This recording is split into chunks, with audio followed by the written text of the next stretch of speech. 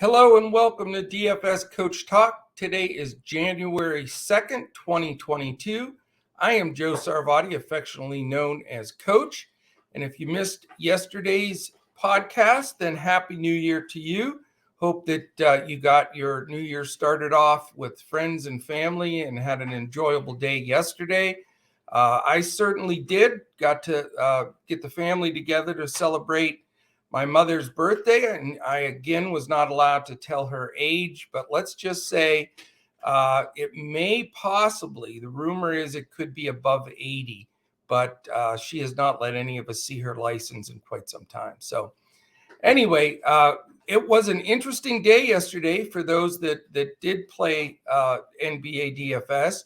I did wear my all black today, the black hat and the black Coach Talk shirt, because I'm not happy with the way things turned out yesterday. It was a crazy mess as the day went on, multiple changes, guys in, guys out. And I know that's the norm, but it was just even a little bit exaggerated yesterday. And we had touched on all the right guys, that's for sure. Just one of those odd DFS days where all of the combinations didn't come together right on, Draftkings Fanduel and Yahoo. But if you look at the Diallos and all the big, guys that we talked about on the podcast and then utilized in some of the lineups, they just didn't align properly.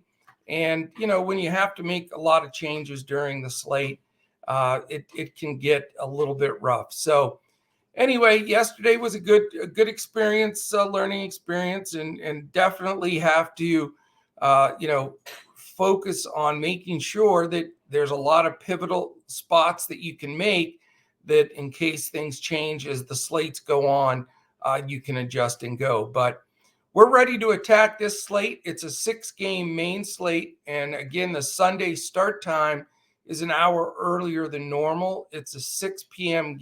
Start. So we have 3 6 p.m. Eastern starts, 2 7, and then we have that 2.5 hour sit down waiting for the 9:30 Eastern game to start. But I do like the slate much better today. I like the fact that we have a really solid 6 games. And then tomorrow's even better. Super excited for that one. It's a 10-gamer.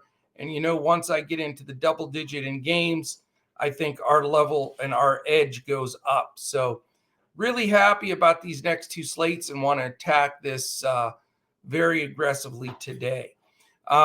Couple of things. If you want to join us, it's dfscoachtalk.com. You can join. Today is the last that you'll be able to get the 2022 special. It's $22 for 2 full weeks, all access, everything Coach Talk. So if you get it today, you'll get 2 Sunday footballs in there with a 2-week membership. So we do have a few spots left there, and you'll see that offer on our website, dfscoachtalk.com. Also, if you want to just dabble in it, you want to catch football today and basketball the next couple of days here, you can do a 3-day for $10. So we'd love to have you join us without question. And it's a great time. We've been red hot. It's been an awesome holiday period for our Coach Talk family. All right, last thing, if you're watching on YouTube, thumbs up, hit the subscribe button, and give us a quick comment. Just, what you thought of the pod, if you have a question, anything like that. That combination of those 3 things really helps us move up the algorithm on YouTube. And while you're at it, hit that little bell button in the upper corner. That alarm will give you an alert every time one of our NFL, NBA, PGA podcasts post, which they're all up and going now that we have PGA back with that initial Hawaii swing coming. So exciting stuff. Great time to be part of Coach Talk. We are announcing, I believe Joe Stanton has announced the winner of our 3-day membership, our full week membership for our audio podcast listeners that was awarded on the 31st. We've just started our January contest, and if you give us a 5 stars on any of our audio podcast landing sites and a quick comment, then you're in a drawing for a full week all access membership to Coach Talk. So you have the rest of January to jump in that. All right. Without any further ado, we're going to dive into this 6-game main slate, and we're going after it with a reckless abandon, actually a controlled abandon, if there's such a thing, even those words do not fit together. All right, Indiana Pacers at the Cleveland Cavaliers. Cleveland favored by 3.5, 211.5 total. Interesting game here. 104 implied for Indiana, 107.5 implied for the Cleveland Cavaliers. Indiana comes in at 14-22. The Cavs at a solid 20-16. But they lost Ricky Rubio this past week, which is not going to help matters. As far as the news here, we know who's out for Indiana. It's Brogdon, Duarte, Jackson, Lamb, Martin, McConnell, and Warren. We have one questionable designation for Cleveland. That's Dylan Windler. And 3 guys out, Garland, Osman, and the newly acquired Rajon Rondo. He will not be making his appearance today. Statistically speaking, in this matchup, we've got both teams on an island game. We've got Indiana 21st in pace and Cleveland 16th. So that's what's keeping that 211.5 total down. Indiana, a little bit below average defensively at 20th. The Cleveland Cavaliers are all the way up to 3rd. So they have really gotten it done. A couple of things here. Karis LeVert, he's been terrific. Without Brogdon on the court, he basically is one of those ultra scoring point guard kind of positions. I love him today in this matchup. I think he's a terrific play. He is 9-2, which, is actually, he should have been in the 9s for quite some time now, and we've gotten him as a bargain, but I still think he is well worth it at 9-2. The 2 bigs are also in play, Sabonis at 9-8 and Miles Turner at 6-8. You can go with one or the other. I wouldn't go both directions. And then you have some other secondary options here.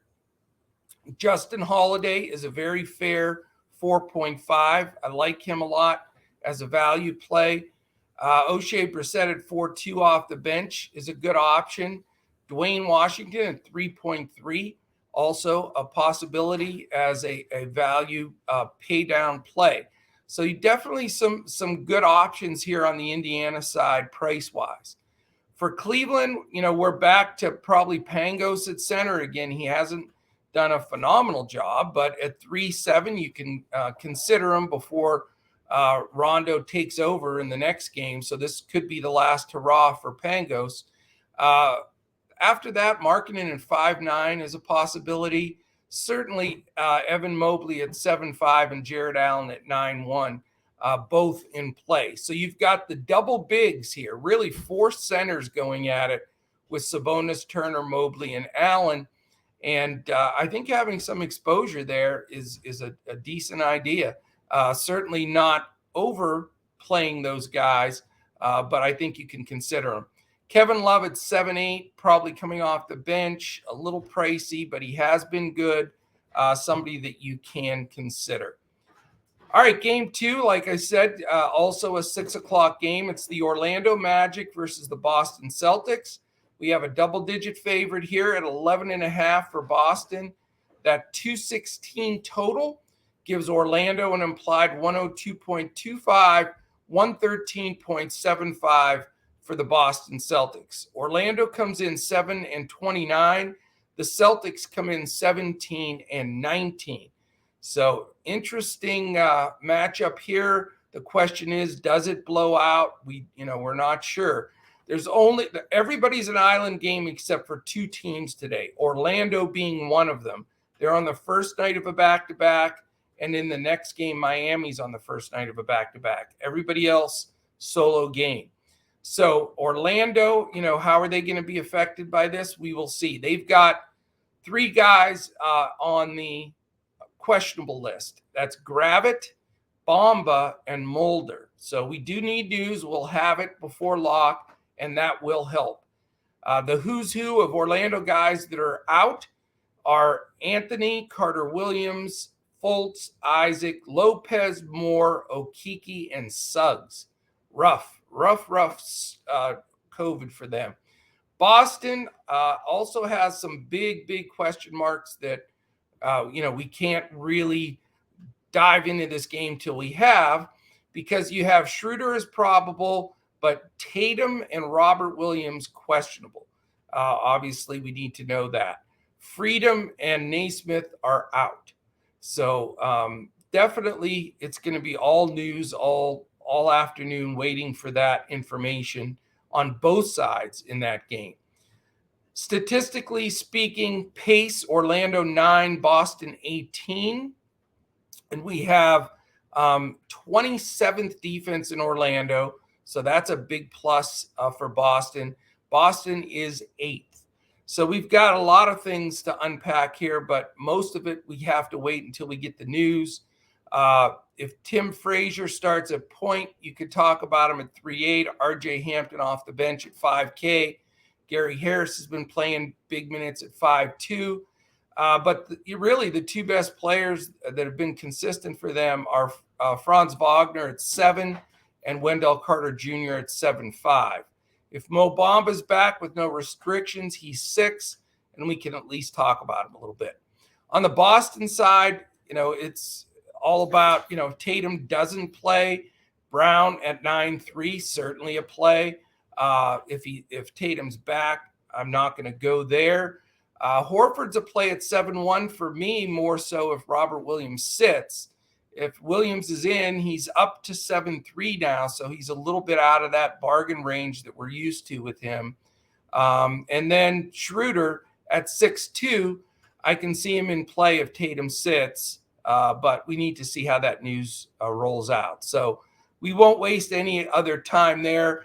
We'll be following it closely. I know everybody's watching NFL and glued to that throughout the afternoon, but I will be scouring NBA all afternoon, watching any player news whatsoever, and I'll be posting it in our Discord. So join us in Discord, dfscoachtalk.com, or if you want to hit us up on Twitter, we're at DFS Coach Talk. If you want to come directly to me, I'm at Joe Sarvadi, JoeSarvadi. All right, the next game, the last of the 3 6:00 games. It's the Miami Heat and the Sacramento Kings. The Heat are a 3.5-point favorite with a 219.5 total, 111.5 implied for Miami, 108 implied for the Sacramento Kings. As far as their records, Miami comes in 23-13. Sacramento at 15-22. The Miami list here is a mile long. Sacramento barely touched by this right now. They have a questionable tag on Terrence Davis, so he may play. And then Rashawn Holmes is out. So that's an important piece of information there. But that's it. Other than that, Sacramento's good to go.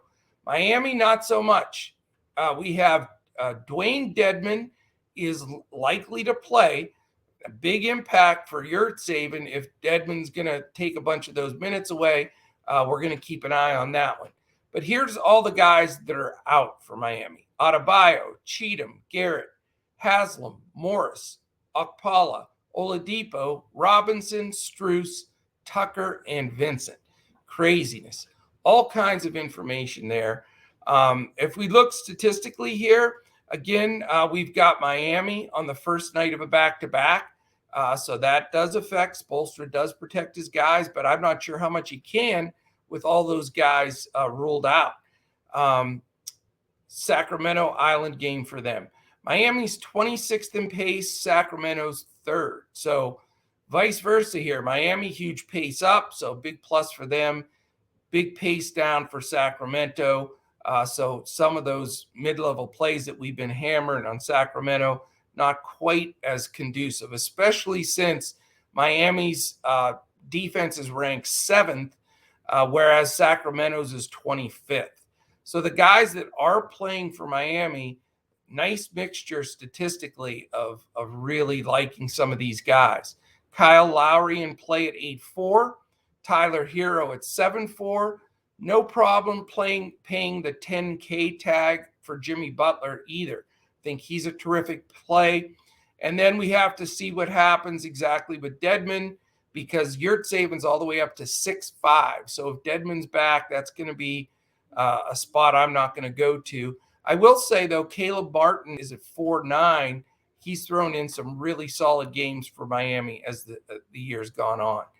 De'Aaron Fox has consistently let me down, so I'm getting off the Fox bandwagon, which means this will probably be the game he blows up and goes crazy. But it is what it is. I cannot continue to have to post that Fox picture in our Discord and be angry about it. So not going to go with Fox at 7-2, especially against the Heat with their good defense and slow pace. Halliburton just a bit too pricey for me in this matchup at 8-1. But you do have some great deals here. Harrison Barnes at 6-1, Marvin Bagley at 4-6, and Damian Jones at the Dedmon 3K. Alex Len also at 3.2K. So those are all guys that are really on my list of potential values saves here. I want to see for sure who's starting between Len and Jones. That may have some effect, or they may split. But I think Bagley and Barnes really both step up here as really solid plays, and will definitely make a lot of my lineups to make the salary work. All right, we move on to the next one. It's the first of 2 7:00 games. The Phoenix Suns at the Charlotte Hornets. And as usual, the Charlotte Hornets game blows away everybody else. The only other game that's even close is Minnesota LA late.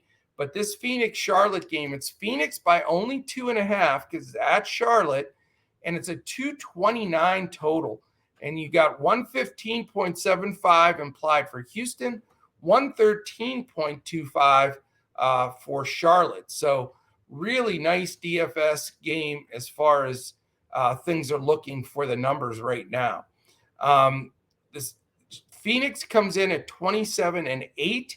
Charlotte's still 2 games above 500 at 19-17. As far as questionable tags, very important. We need to know what Jalen Smith's status is. He's questionable. He absolutely crushed it for us last time out. Really good rookie. We need to see if he's playing and if he has any type of minutes restriction. Questionable tag on Chandler Hutchison. Haven't heard his name in quite some time for Phoenix.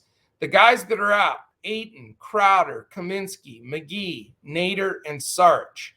So, with Ayton and McGee out, if Jalen Smith's a go, he's going to be impossible to probably avoid. He'll be chalk again, but we need to see and make sure he's going to get the minutes. We'll keep a close eye on that, and we'll be reporting that in Discord. For Charlotte, important piece here, Miles Bridges, questionable, and also P.J. Washington, questionable. And that affects their rotation big time. Only Carey and Lewis, guys that aren't in the rotation in Charlotte, are out. So Charlotte, if those 2 guys come back, Bridges and Washington, they're going to have a full squad to take on this Phoenix team. A nice part about this, you've got 2 of the top 4 pace teams in the entire league. That's why you have this big 229 number. Phoenix is 4th, Charlotte is 2nd. Problem with Phoenix is they're 2nd in the league in defense, so that definitely stings the Charlotte Hornets a bit, and I did not mean to make a dad joke there, but it is a definite detriment to some of the Charlotte prices here because some of them are priced up. The good thing for Phoenix, though, and why they're a big target today, Charlotte not only has that second-paced offense, but they're 28th in team defensive efficiency. So that brings a whole lot of guys into play. You've got Chris Paul at 7'4", Devin Booker 8'5", Mikal Bridges 4'7", Cam Johnson at 5'4", and Jalen Smith, if he's a go, at 5K. Love all those guys. I mean, I don't see how you can not love the prices on every one of them, and I think they're all a possibility for me. I could easily have 2 Suns minimum in my lineups, even in cash. I think 2 Suns for sure at that pricing in this perfect matchup are good plays. You can even talk a little bit about Cameron Payne at 4-4 off the bench. And if Smith doesn't go, then we got to shuffle the deck here and figure out, which big is going to get minutes for the Suns. So join us in Discord for all that as it unfolds today. For Charlotte, you have a pretty expensive LaMelo Ball at 9.5. Probably going to get some Paul defense, which isn't really exciting me to pay up to that big price. Terry Rozier can throw in a monster game like he did the last time. He's been a bit inconsistent, but at 6'7", certainly worth a consideration because when he gets hot, he is a streak player. Gordon Hayward at 6'9", doable. Miles Bridges at 7'2", if he plays with no restrictions, also a doable commodity.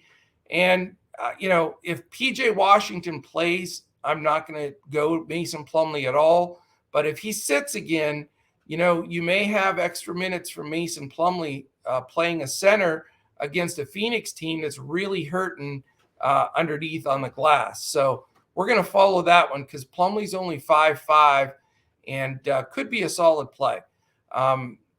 Really good game. I think exposure here, no doubt about it. Phoenix, I think, could be the best DFS team of the day. All right, we have the other 7 o'clock game. It's the Dallas Mavericks and Oklahoma City Thunder. Dallas is an 8.5-point favorite, believe it or not. And that's because the man, Mr. Luka Doncic is returning. So the big question is he the main pay up, or is he going to get a restriction of minutes coming back from being off for quite some time? Dallas is 8.5-point favorite, but it's only a 209.5 total. So almost 20 points lower than the last game. So that really, that's a bunch of DFS points possibly being left on the table. We've got an implied total of 109 for Dallas and 100.5 for Oklahoma City. The records coming in: Dallas 17-18, Oklahoma City 13-22. We have a questionable tag on Frank Ntilikina. We have a doubtful tag, which means out, for Porzingis. I don't think he'll play. Also out, Burke, Cauley-Stein, Knight, Boban, McLaughlin, and Thomas. For Oklahoma City, you've got a probable tag on Lou Dort, who will guard Doncic. Then you've got Krejci, Mann, both probable. Baisley, Shea Gilgeous-Alexander out, and James Robinson Earl in the multiple names, both guys out. So interesting matchup here. Two teams that have been all over the board, up, down, and backwards, but let's try to make some sense here. Dallas is 27th in pace. That's not great. Oklahoma City 10th.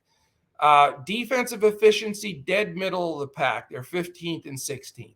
So island game for both. Who knows here? Do you go to Luka at 10-8? There's not as many pay-up options as there usually are. 6-game slate. If Luka's, full go, certainly can consider him at 10-8. I wouldn't have said that in the Carlisle days because he always eased everybody back. Things have been a little bit different for Kidd, so we'll see how much run he's going to get. The spread is also closing in on double digits at 8.5, 9. So, that's another consideration. The jury's out on Luka. If I was to put a lineup in right now, I probably wouldn't go there, but I am considering it as value continues to open. After that, does Brunson go back to the bench at 7-7? That's the big question. That would take him out of play for me. I think he should start alongside Doncic. Have no idea why they don't do that, but we'll see. Let's see what that news brings. Bullocks 3-8. He hasn't done a thing. Finney-Smith at 5-8. Now that Luke is back, I wouldn't go there. The bigs are the problem. You get a lot of value, but you don't get any production. Kleba's 3-7. Powell is 4-2. Marquise Chris 3-1. I'm just not jumping out of my seat for any of those guys. So We'll see what the starting lineup's going to look like, but not really high on the Mavs here at all. Oklahoma City, it's a little different. I like Ty Jerome at 4-2. When Shea doesn't play, he's usually the guy that steps up the most. Definitely in consideration there. Aaron Wiggins has been getting really good minutes at 4-1. We should get the return of Josh Giddey. And without Shea, he's usually the leader on the floor. Good assist numbers. I just want to make sure he's going to get full run. Dort, probable, 6K numbers, not bad. And he'll be chasing around Luka, but, a lot of times his defense will bring him some offense. So he's not out of question for me. They're no cup of tea at the big man spot either. Right now it's Roby at 3-8. If Kenrich Williams can play at 3-9, you'll get maybe Derek Favors. If he can get in there, or Muscala, it's really ugly mess, to be honest with you. These two teams are not the best DFS teams going. But I do think Ty Jerome and Josh Giddey are the two guys especially that I would consider for the Thunder. All right, last game, the big 2.5-hour delay for the 9:30 Minnesota versus the LA Lakers. LA is favored by 8. It's a 224.5 total. Minnesota 108.25 implied. The Lakers a big fat 116.25. Minnesota comes in at 16-19. The Lakers at 18-19. As far as injury designations for Minnesota, you have Wright as probable, and then couple of important questionables. Anthony Edwards and Jared Vanderbilt, both questionable. So those are going to be key pieces of news. Taurean Prince also questionable. The two studs that are out for Minnesota, D'Angelo Russell and Karl Anthony Towns. For the Lakers, LeBron James listed as probable for the 9 millionth time in a row. He'll be in. And then the three guys remaining out for them, Davis, Nunn, and Valentine.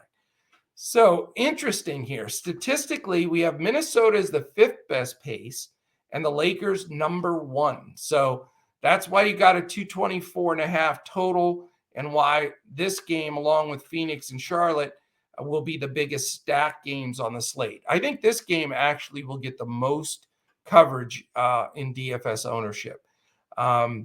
Defensively, though, not bad. 13th for Minnesota, 12th for the Lakers. Somewhat average, a little bit better than average, but, not enough to really curtail these two teams and the speed they're going to play with. First guy you have to talk about, very simply, is LeBron James. I mean, the dude's been historic the last 10 days or week. I mean, since AD went down, just 70, 80 burgers. I mean, the guy's going ballistic, and he is 12K in this matchup, which is a lot, but I don't know. I mean, I'm looking really seriously at it. I mean, it does affect things. You've got to pretty much make a decision. If you want to go with LeBron there and just pick up some serious value throughout the slate, you can do that. Or, if you fade LeBron, which is dangerous, it could cost you, there's no question. It allows you to tinker with more of a medium build and guys like Jimmy Butler and guys like that. But for me, he's 1,200 more than Luka. It's a no-brainer. Over Luka, I would take LeBron in a minute. But guys that it's 2,000, 3,000, 4,000 savings that are still really strong plays, it does allow you a different build. And that's what I'm going to really look into here as the day goes on and we get the final news. But, you have to talk about LeBron first. Plus, with their team being dinged up, it's very tough to avoid. Russ, 10-3, a little too much for me. I think Monk's been solid at 4-9. After that, really don't trust anybody else. I don't think Carmelo Anthony's a bad play, though, at 5-1. Even if it's off the bench, he's an instant offense kind of guy, and I think at least get some consideration here. On the Minnesota side, you can go for those mid-level guys. You've got Malik Beasley at 6'3".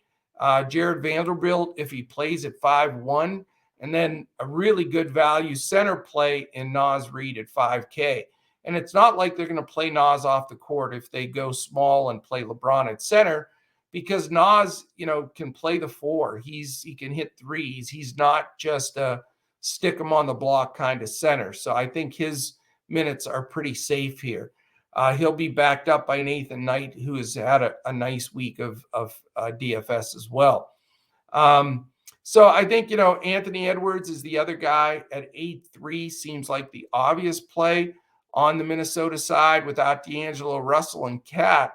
He's one of the three of their big, tough threesome. So Anthony Edwards at 8-3, definitely in consideration for me. I'm not sure who they guard him with. If they try to put Avery Bradley on him, I just think he's a little bit too tall and a little bit too strong for Bradley. So interesting game here, and an important game to have, some coverage. But is that coverage going to constitute putting LeBron James in is going to be the $1 million question. So that is it, my friends. A solid 6-game slate. I think there's some great contests.